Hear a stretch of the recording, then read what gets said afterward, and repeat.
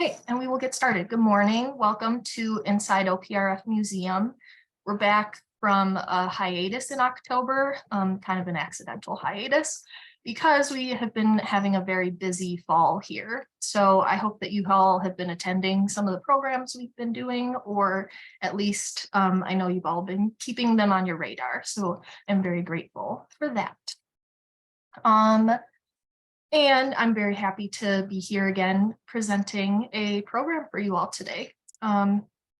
Before I begin, I actually want to make a special announcement. I want to dedicate today's program to Jay Champelli, a wonderful friend of the Historical Society who passed away this weekend. Not only did he do hugely important work for Frank Lloyd Wright Home and Studio, as well as sharing a lot of his love and knowledge of architecture in many ways in our community. I hear also that he did a lot of sharing of music in our local churches, but for me, he never missed one of our virtual programs. So I am forever grateful for his support of the museum, and I will miss him dearly, especially when we're doing these programs. So for him today, I say, on with the show. Today is Giving Tuesday, and that is a global day of sharing where people show their support for their favorite nonprofits, usually with monetary donations. And today, I also want to share some of the ways that people have given us physical donations as well with our artifacts in our collection. So that is what I will be highlighting today, is some of the very cool and interesting things that people have been giving to us recently. I'm going to kind of go fast through a lot of things and give you a pretty wide sample of different things that have come into us recently, but I certainly could not cover all of them. So just to mention that as well, we are always getting more donations and always looking to do more research, finding out more information about the things in our collection. With that in mind, the things that I go through today, if you see anything that you are super interested in learning more about, please let me know. Feel free to put some things in the chat box as we go along, and I'll try to keep an eye on that as we go. But especially if we have time at the end of the program, I will be glad to take questions or comments. So let's get started. First thing I want to highlight here, our promo photo that you might all have seen. I'm going to start off with one of the things that has been in our teaser this week, and that is a collection of things related to Girl Scouts from Nancy Holmes. I should say too, I'm going to hopefully share not only a little bit about the things that I'm talking about, but also about how we received them, because our donors mean wonders to me. And it's always fascinating how we get the things that we get. So I think I want to share that with you as much as I can as well. Nancy Holmes and her husband Tom have been wonderful volunteers and members with the Historical Society over the years. And Nancy especially was a longtime Girl Scout herself, and she led troops for her daughters locally for a very long time. So she, over the years, has given us a lot of things about Girl Scouts, and including recently with a donation you see of a lot of handbooks from the Girl Scouts. And you might say, as you're looking at this, why would you want 3 copies of the same book? Reason being, as we've been going through some of these books, we've been finding that a lot of them have different notes in them. A lot of them came from different members of her troop over the years. So we're finding lots of names that I recognize, or that you all would recognize, of different people that were in the troops and their notes, and some very fascinating what historical people call marginalia, one of my least favorite words, but that's the notes that you find in the margins.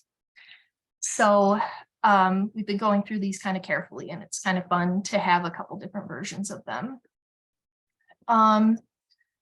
Not only books, but she's also given us, in this recent donation, she gave us a lot of pins and patches, other things related to her Girl Scout troops. But she also gave us some other things, including some stuff from her family's time, and Nancy and Tom and their daughter, especially Beverly, their time living in our community. And Nancy is very proud to say that she and her daughter graduated OPRF High School 20 years apart, and she gave us both of their class rings. These photos don't really do them justice because they're beautiful. And the one on the left is Nancy's from 1958. The one on the right is her daughter Beverly's from 1978. So we are very lucky to have these, I think. Now, I want to use this as an opportunity to talk about some of the things that we're going to be doing related to the high school and the collection of materials that we have from OPRF High School, because we are always getting more donations here and there. Very frequently, I get copies of the Tabula yearbooks or different materials related to people's times at the high school. So what you see here is not only a couple of years of the Tabula that came to us recently, but also something from a class reunion and a couple of programs from plays, graduation, and some other like class programs. So this is just a sampling of the types of things that people give to us, either in dribs and drabs or in mass. And in mass, especially thinking about, many of you know that we have the archives from the high school that were given to us this time last year, I believe. So we have not only things from individual donors, but also the entire historical archives from the high school as well. So we are now starting to gear up for the 150th anniversary of the first class at OPRF High School. They're going to be celebrating that starting in the fall of 2023. So this upcoming fall, we're going to be doing a lot of different things to celebrate the sesquicentennial. I think I almost got through that. And including, we will have an exhibit here at the museum starting in the fall as well. So we're going to be looking at this great collection of things that we have from the high school and hopefully using a lot of it. So you will see more to come. See what I have next, moving on. I have some very lovely photos of a parade that took place in Oak Park in 1990 for Marjorie Judith Vincent, who was named Miss America that year, and she was from Oak Park. So I have talked about her in a past program, very fascinating story, and I want to share these photos especially because of how we got them. I received maybe about 24 photos from this parade in a scrapbook that we found in our mailbox outside of the museum, unfortunately with no name attached. So that doesn't happen very often, and I hope to prevent that as much as possible. So very lovely photos, and I love to share them, and I really wish that we knew who gave them to us. So if any of you on the call are the culprit, or if you know who donated these to us in our mailbox, I would be very happy to know. But this is to say, I love to use things in our collection, and I love it even more when I can talk to you about them. So if you have any chance, give me a call before you plan to donate something, or even just leave your name with them. That would be great. So glad to share these and hope that that might be a call to all of you who are looking to donate things, is leave your name for me. Moving on.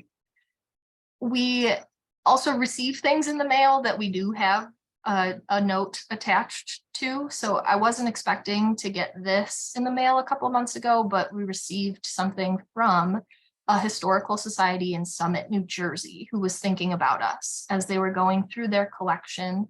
They got a recent donation as well that included 2 Christmas cards you see that were not necessarily related to their collection, but were very much related to our collection. So they sent us these two things. And you can see on the left, we have a Christmas card from Mrs. Burton Hales, who was of the Hales Mansion on North Oak Park Avenue, as well as on the right, a very interesting sort of greeting card that is printed on plywood. I love that. And it's from the Wallace family at 300 Linden. I should see if the doorway on here is actually the doorway for that house. I think that'd be very interesting if it was. So again, kind of knowing that people all over the country, people all over the world are finding things related to our community and are often happy enough to share it and send it to us. So that's exciting. Again, a gift that I received in the mail, and I talked to the person who donated this to us, gave me a call and said, I have this really interesting book that is from your community, from a family member of mine, and would you be interested? He said, it is a book of minutes from a group called the Young Ladies Home Missionary Society. And this is a group that I hadn't heard of, so I was very interested to learn more. He sent it to me, and the first couple of pages were really great handwritten minutes from what looks to be this group of young ladies. And the earliest date in there that I can see is 1891. So awesome. However, after the first couple of pages of minutes, apparently this group was not together for very long because the book very quickly became reused and somebody started pasting over all of these minutes with recipes. So you can see that the group went on for a while and the minutes are there, but after a while they are completely covered by newspaper recipes for sour cream chocolate cake and all of the above. So we have a snippet of information about this group and also some probably pretty good recipes too, but not what I was expecting. So this is an example of some things that I would like to hopefully do some more research about. At least we know that this group exists or existed for a short time. So I love that story.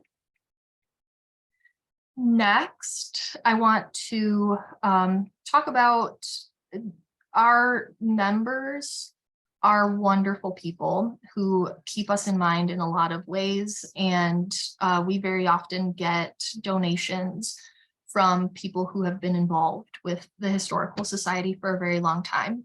And a good example of this is Donna Stephens, who again was a wonderful volunteer for us for many years.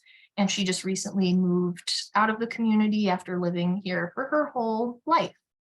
So she had a lot of information. She's given us a lot of donations over the years, but especially kind of her parting gift to us was her wedding dress and some other materials that went along with, photos and invitations and things related not only to her wedding, but also to her parents, because the very special part of this is the picture that you see, which was also part of the donation, was her parents' wedding, and her mother also wore her dress. So 1935 is the wedding that you see in the photo, and that was her parents again getting married, and then Donna, who got married in 1964, wore her mother's dress.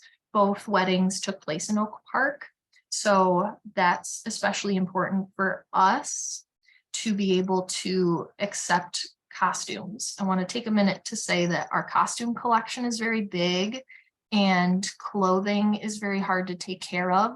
So we've been limiting, especially in recent years, we've been limiting the amount of clothes that we take in. We want to make sure that we have a really good story tied to these pieces.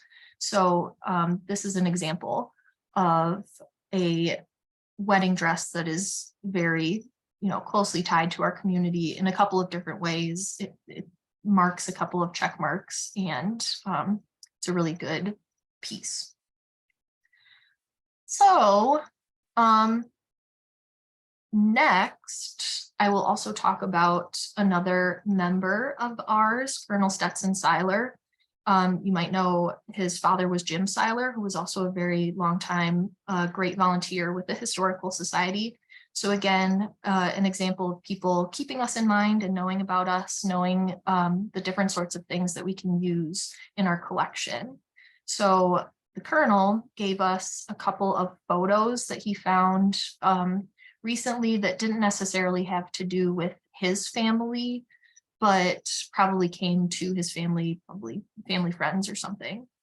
And he gave us these 3 photos along with a little bit more information about them. So you can see the couple members of the Klopsch family and a photo of their house on North Lenox, 400 block of Lenox,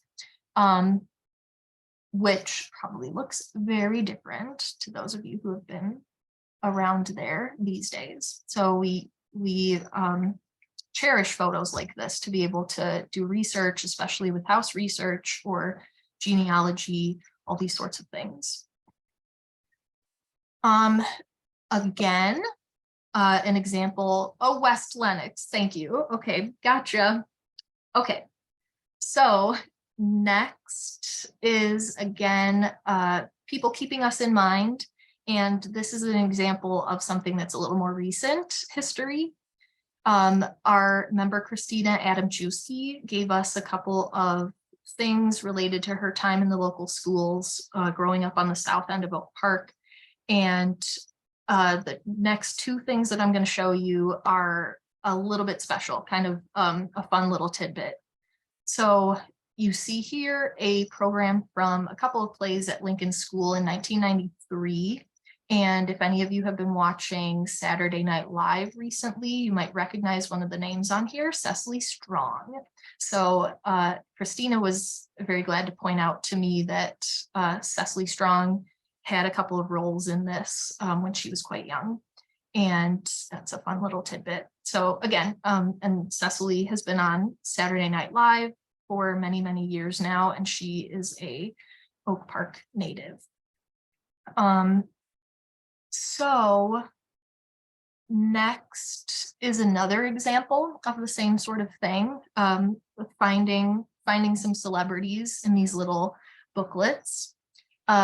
From the Ice Follies of 1992, you can see here a production of Beauty and the Beast that was starring Aaron Parchem as the Beast. And Aaron Parchem, we have also talked about on a previous show here, who was a pairs Olympic figure skater who grew up in Oak Park, and his parents still live around here and are very active with the community.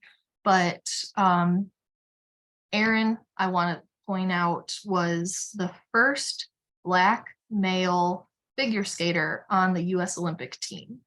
So, which I just find very fascinating. So I'm happy to share that. And it's a nice little tidbit to find kind of dug in this pamphlet. I also want to say, since Alan Hofstetter is on the call today, that Alan and I have talked about how his daughter Alexis was a skater with Aaron and in a couple of these different shows. And on the same page here, I also found that Alexis is playing a candlestick in this production. So very fun. And I will move on to the next one. So the next couple of things are the other teasers that I was teasing you with this week. We have archives from the River Forest Service Club. So this group, you probably will recognize as the group that for a very long time put together the River Forest Memorial Day Parade. And they also had a couple other activities that they did annually, or just a lot of other like service related activities with this group, which started in 1935, as you can see on the shirt here, but in 2022, this year, they disbanded. So as they did, they gave us their archives, which What you see on the screen is what the donor referred to as swag. So we have the cool stuff in the pictures, but we have also a lot of records from different programs that they did, or just minutes, financial records, lots of things about this group over the years. So that's about 4 or 5 boxes worth of things, and a pretty good record of this group that has been around for a long time, did a lot of work, and left us in 2020. So that was after a lot of years of trying to get involved in different ways, or having other people, reaching out to other people, trying to rebrand, different sorts of things. But we now have their archives. And let me move on to my last thing that I will share here today is probably very fascinating to a lot of you, because I have never seen anything like this before. So I wonder if you all have either. Rupert Wenzel Sr., you might recognize as somebody who was very involved with the community in many ways, especially around the time of fair housing. The Wenzels did a lot of work with helping with that effort. And Rupert Wenzel Jr., their son, now lives in Southern Illinois, but he is a collector, and found somewhere in the stratosphere, found this broadside, called me and told me about it, came to the museum and dropped it off for me. And when I think of broadside, I think of like a paper sort of poster that people would slather onto the side of a building at the time, 1800s. So seemingly something that would not still be around today, but for whatever reason, this one is printed on fabric and is in pretty decent shape for being however old it is, 1889. This is promoting the election for the town of Cicero, you see. I'm translating that as the Township of Cicero. And you see a lot of names that you probably recognize. Austin, Schock, I know Butters, and a lot of other people who were very monumental in developing the community here. So, Township of Cicero, a little background is, if you've been to the museum, I've probably told you this, that our fire station was called Cicero Fire Company because before 1902, Oak Park was not yet a village. It was governed by the Township of Cicero, which also included Austin and Cicero itself. Where the museum was known as Ridgeland. So these are some of the names that you see on this broadside. Is Hutchinson running for supervisor of Oak Park, but also Austin running for the town clerk of Austin. So to kind of explain why you see some of these different names. And I can't believe this still exists. So I'm very happy to have it in the museum. And I think this probably bears some more research, maybe even just to find out how this election went. So I want to share that and hopefully interest you all in seeing more about it in the future. So that is my talk for today. And I think I'm doing okay on time. If anybody wants to chime in with some more questions, I'll take a look at those. And I do want to say here that today is Giving Tuesday. So our program today is free, and we do virtual programs that are free, usually every month. We do a lot of different programs throughout the year that we provide as members, as community members, and it's all because of the support of donors like you. So if I can make that as a plug to say Giving Tuesday, if you are able to give today, it is always, always, always appreciated and very much made use of.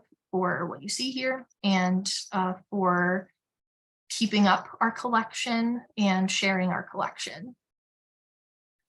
So let's take a look at the chat box here.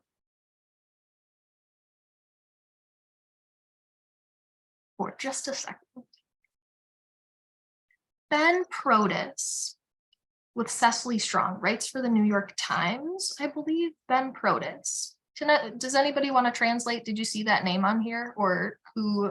How do I know that name? Alan, if you want to jump in. He was one of those people listed in the program under the name Benji.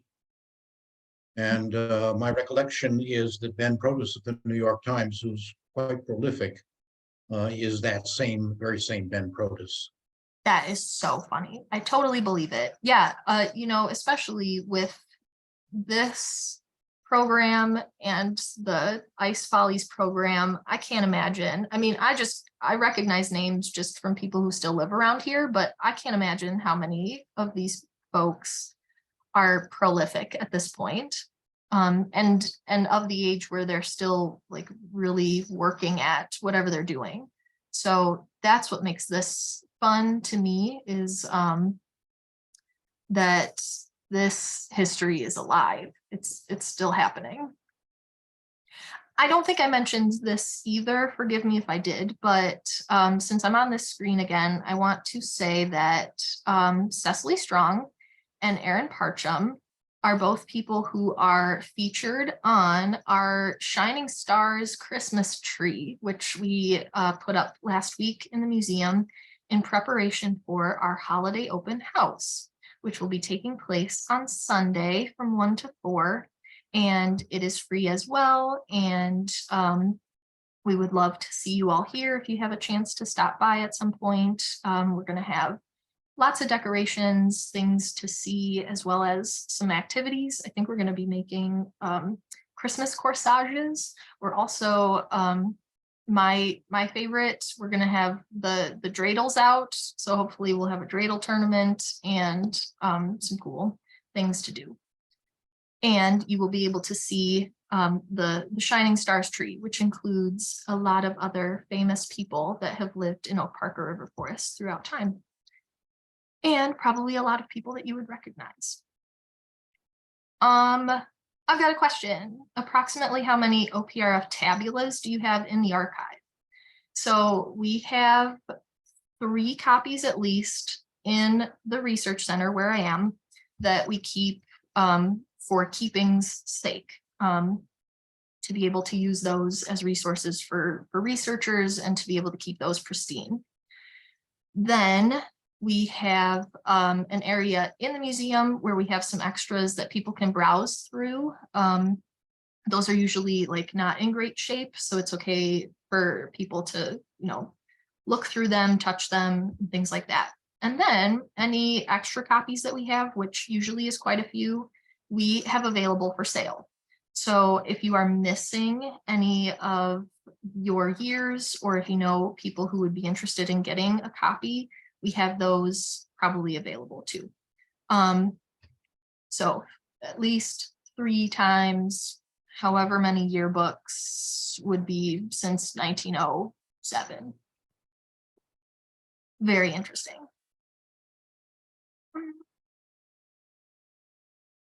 I think that is all that I see today.